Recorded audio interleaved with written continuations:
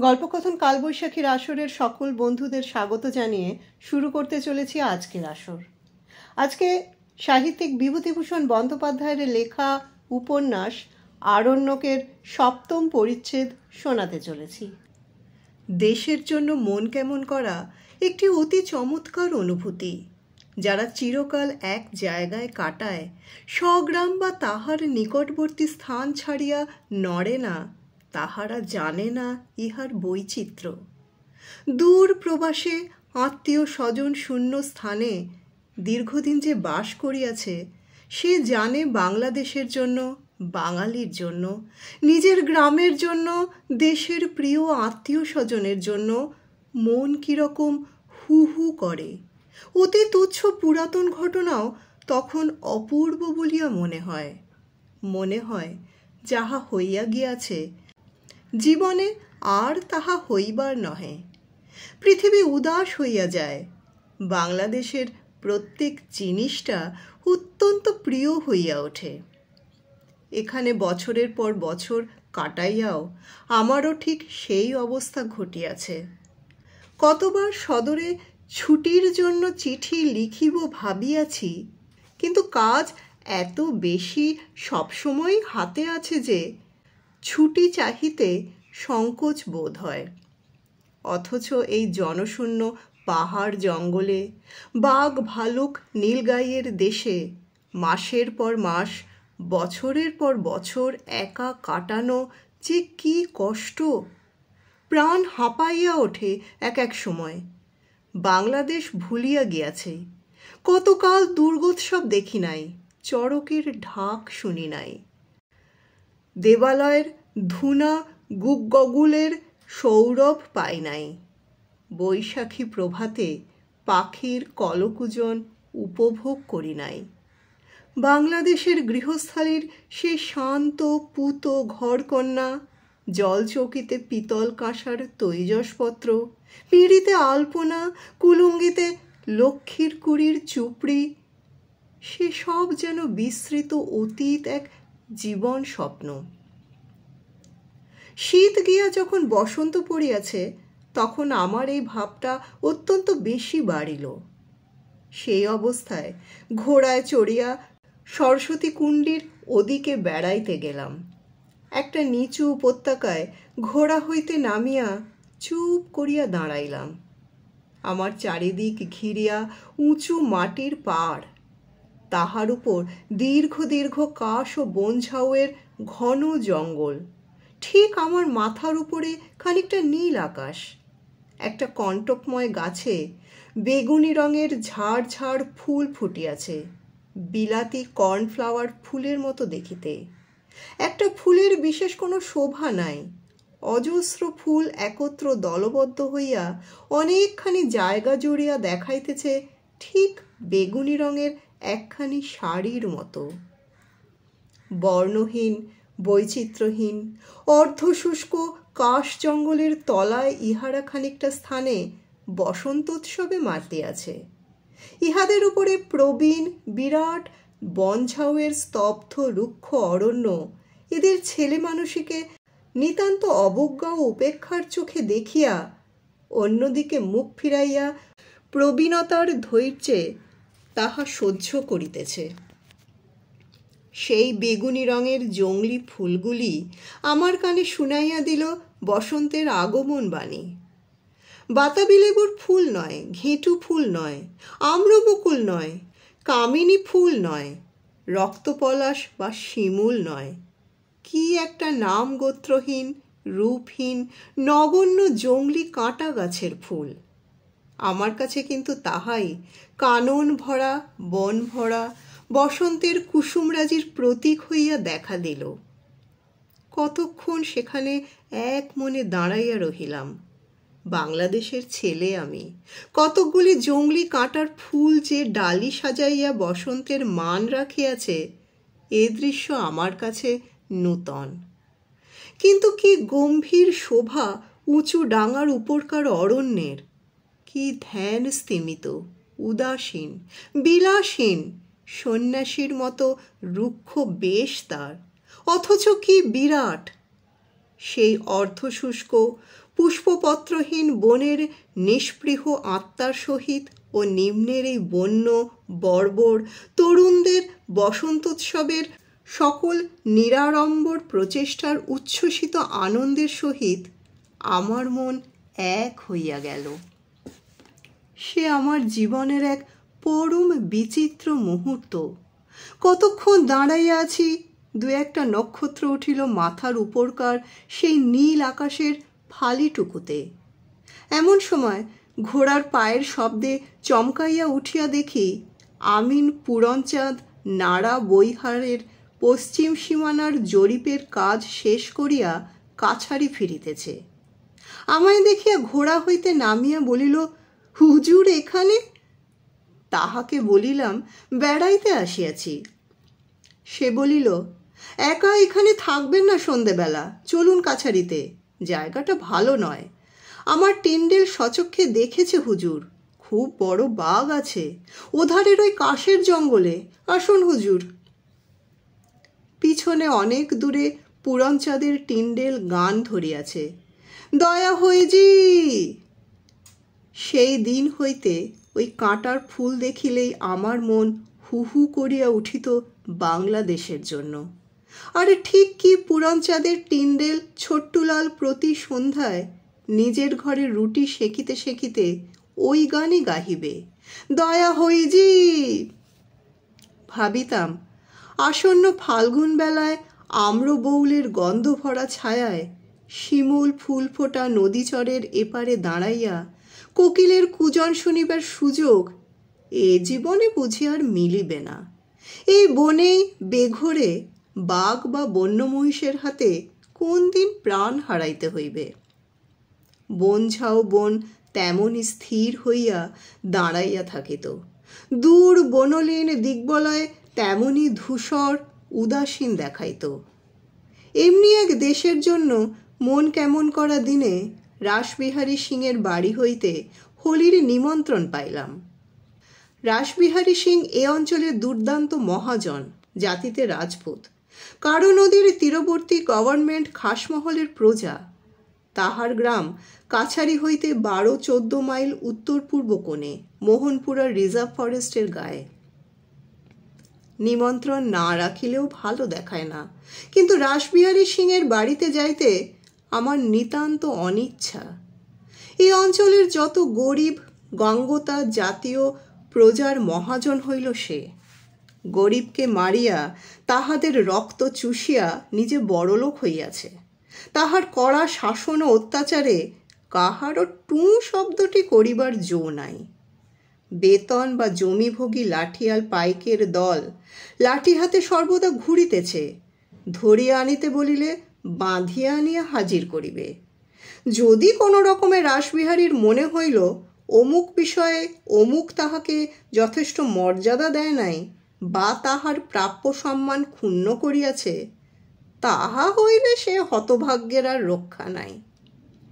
রাসবিহারী সিং ছলে বলে কৌশলে তাহাকে জব্দ করিয়া রীতিমতো শিক্ষা দিয়া ছাড়িবেই। আমি আসিয়া দেখি রাসবিহারী সিংই এদেশের রাজা। তাহার কথায় গরিব গৃহস্থ প্রজা থরহরি কাঁপে। অপেক্ষাকৃত অবস্থাপন্ন লোকেও কিছু বলিতে সাহস করে না, কেননা রাসবিহারীর লাঠিয়াল দল বিশেষ দুর্দান্ত।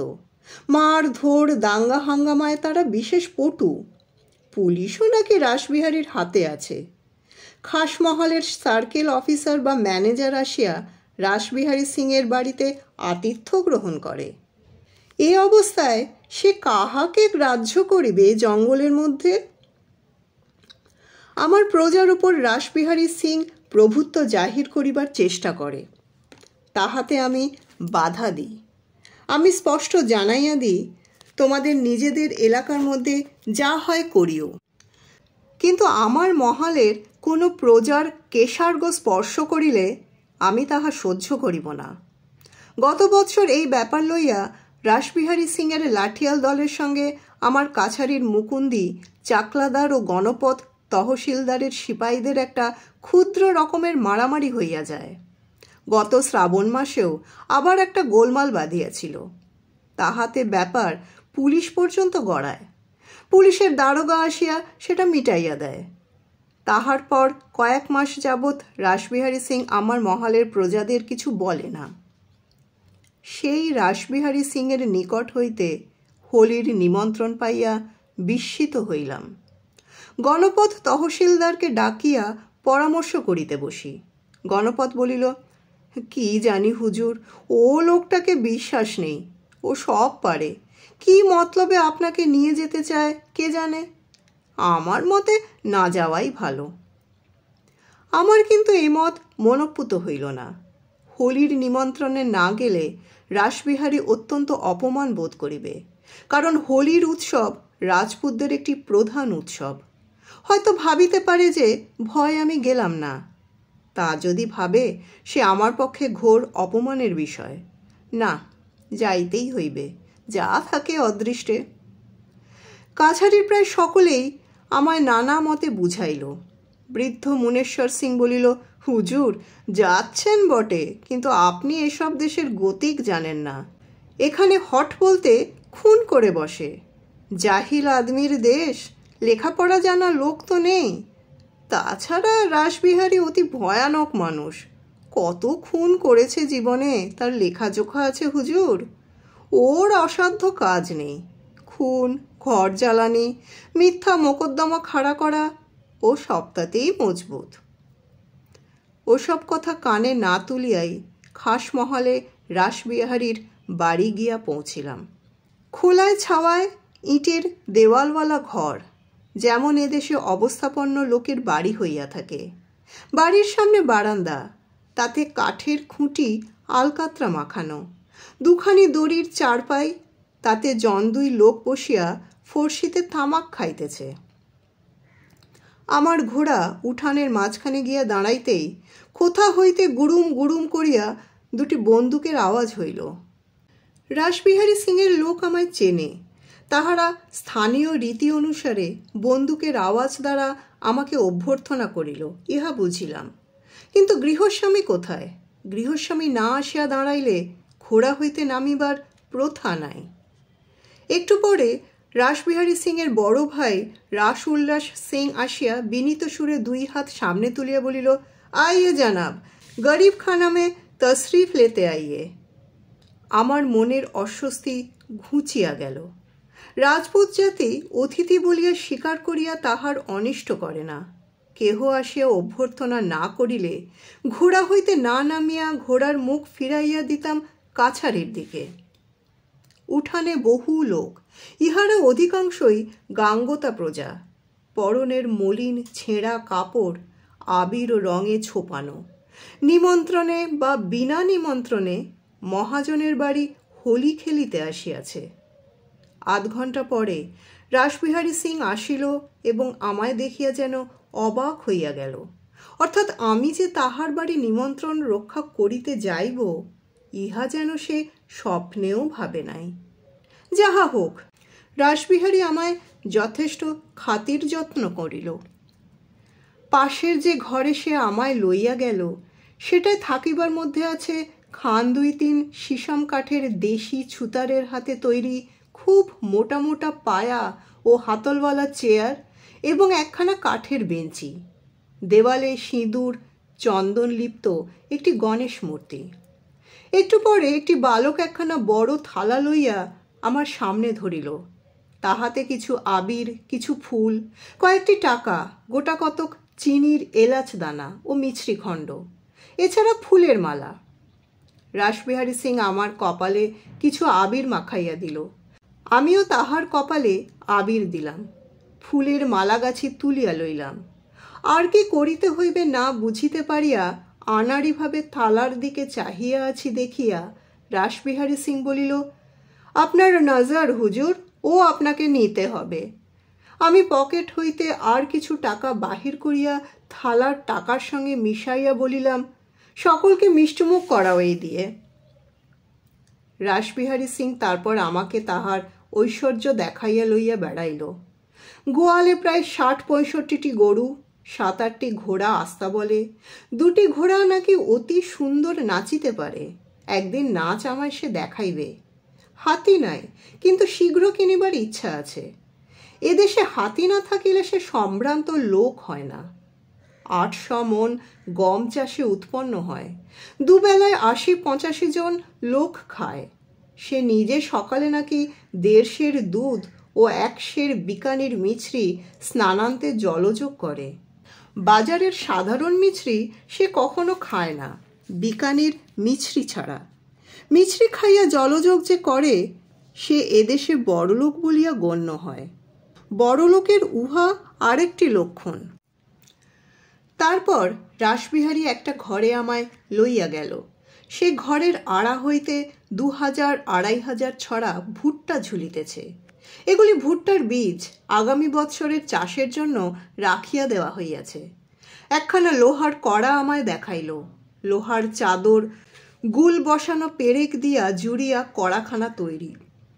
তাতে 1.5 মণ দুধ একসঙ্গে জাল দেওয়া হয় প্রত্যহ।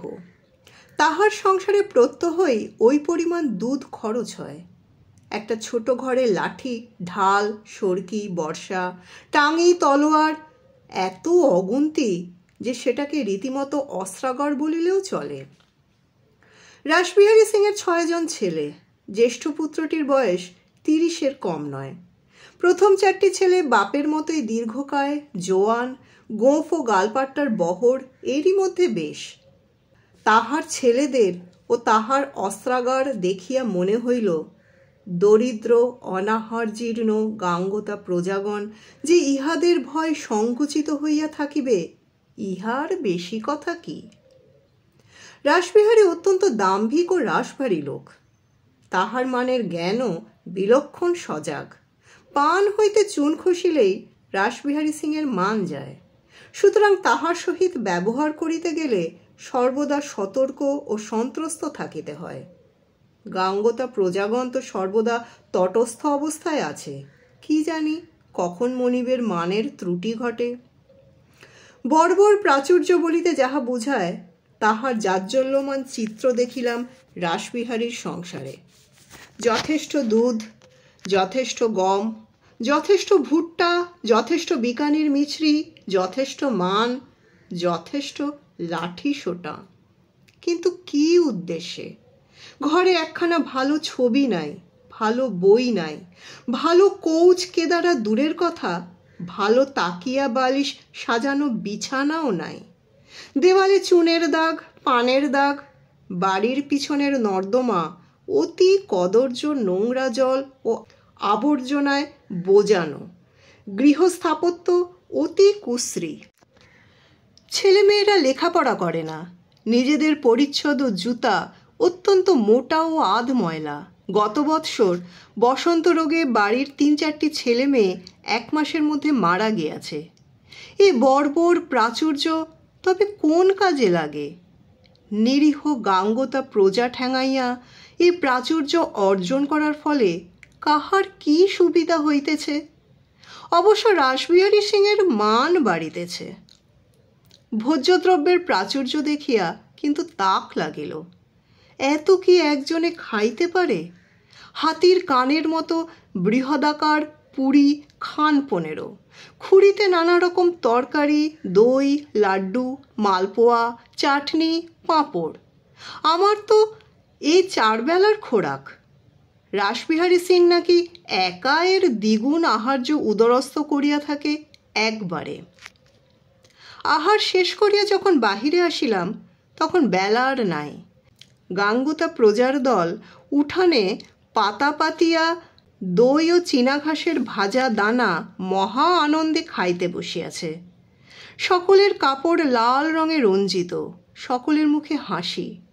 রাসবিহারীর ভাই গাঙ্গতাদের খাওয়ানোর তদারক করিয়া বেড়াইতেছে। ভোজনের উপকরণ অতি সামান্য, তাতেই ওদের খুশি ধরে না। অনেক দিন পরে এখানে সেই বালক নর্তক ধাতুরিয়ার নাচ দেখিলাম। ধাতুরিয়া আর একটু বড় হইয়াছে, নাচেও আগের চেয়ে অনেক ভালো। হোলি উৎসবে এখানে নাচিবার জন্য তাহাকে বায়না করিয়া আনা হইয়াছে। ধাতুরিয়াকে কাছে ডাকিয়া বলিলাম, চিনতে পারো ধাতুরিয়া? ধাতুরিয়া হাসিয়া সেলাম করিয়া বলিল, জি হুজুর, আপনি ম্যানেজার বাবু, ভালো আছেন হুজুর? ভারী সুন্দর হাসি ওর মুখে, আর ওকে দেখিলেই মনে কেমন একটা অনুকম্পা ও করুণার উদ্রেক হয়। সংসারে আপন বলিতে কেহ নাই। এই বয়সে নাচিয়া গাহিয়া পরের মন জোগাইয়া পয়সা রোজগার করিতে হয়, তাও রাসবিহারী সিংয়ের মতো ধনগর্বিত অরসিকদের গৃহ প্রাঙ্গণে। জিজ্ঞাসা করিলাম, এখানে তো অর্ধেক রাত পর্যন্ত নাচতে গাইতে হবে, মজুরি কি পাবে? ধাতুরিয়া বলিল, 4 আনা পয়সা হুজুর, আর খেতে দেবে পেট ভরে। কি খেতে দেবে? মাড়া, দই, চিনি, লাড্ডুও দেবে বোধহয়, আর বছর তো দিয়েছিল। আসন্ন ভোজ খাইবার লোভে ধাতুরিয়া খুব প্রফুল্ল হইয়া উঠিয়াছে। বলিলাম, সব জায়গায় কি এই মজুরি? ধাতুরিয়া বলিল, না হুজুর, রাসবিহারী সিং বড় মানুষ, তাই 4 আনা দেবে, আর খেতেও দেবে। গাঙ্গতাদের বাড়ি নাচলে দেয় 2 আনা, খেতে দেয় না, তবে আধশের মকাইয়ের ছাতু দেয়। এতে চলে? বাবু, নাচে কিছু হয় না, আগে হতো, এখন লোকের কষ্ট, নাচ দেখবে কে? যখন নাচের বায়না না থাকে, খেতে খামারে কাজ করি। 8 বছর গম কেটেছিলাম। কি করি হুজুর, খেতে তো হবে। এত শখ করে ছক্করবাজি নাচ শিখেছিলাম গয়া থেকে, কেউ দেখতে চায় না। ছক্করবাজি নাচের মজুরি বেশি। ধাতুরিয়াকে আমি কাছারিতে নাচ দেখাইবার নিমন্ত্রণ করিলাম। ধাতুরিয়া শিল্পী লোক, সত্যিকার শিল্পীর নিষ্পৃহতা ওর মধ্যে আছে। পূর্ণিমার জ্যোৎস্না খুব ফুটিলে রাসবিহারী সিংয়ের নিকট বিদায় লইলাম। রাসবিহারী সিং পুনরায় 2টি বন্দুকের আওয়াজ করিল। আমার ঘোড়া উহাদের উঠান পার হইবার সঙ্গে সঙ্গে আমার সম্মানের জন্য। দোল পূর্ণিমার রাত্রি, উদার মুক্ত প্রান্তরের মধ্যে সাদা বালির রাস্তা জ্যোৎস্না সম্পাতে চিকচিক করিতেছে। দূরে একটা শিল্লি পাখি জ্যোৎস্না রাতে কোথায় ডাকিতেছে, যেন এই বিশাল জনহীন প্রান্তরের মধ্যে পথহারা কোনো বিপন্ন নৈশপথিকের আকুল কণ্ঠস্বর। পিছন হইতে কে ডাকিল, হুজুর, ম্যানেজার বাবু। চাহিয়া দেখি ধাতুরিয়া আমার ঘোড়ার পিছু পিছু ছুটিতেছে। ঘোড়া থামাইয়া জিজ্ঞাসা করিলাম, কি ধাতুরিয়া? ধাতুরিয়া হাঁপাইতেছিল। একটুখানি দাঁড়াইয়া দম লইয়া একটু ইতস্তত করিয়া পরিশেষে লাজুক মুখে বলিল, একটা কথা বলছিলাম হুজুর। তাহাকে সাহস দিবার সুরে বলিলাম, কি, বলো না। হুজুরের দেশে কলকাতায় আমায় একবার নিয়ে যাবেন? কি করবে সেখানে গিয়ে? কখনো কলকাতায় যাইনি, শুনেছি সেখানে গাওনা বাজনা নাচের বড় আদর। ভালো ভালো নাচ শিখেছিলাম, কিন্তু এখানে দেখবার লোক নেই, তাতে বড় দুঃখ হয়। ছক্করবাজি নাচটা না নেচে ভুলে যেতে বসেছি। কি করেই ওই নাচটা শিখি, সে কথা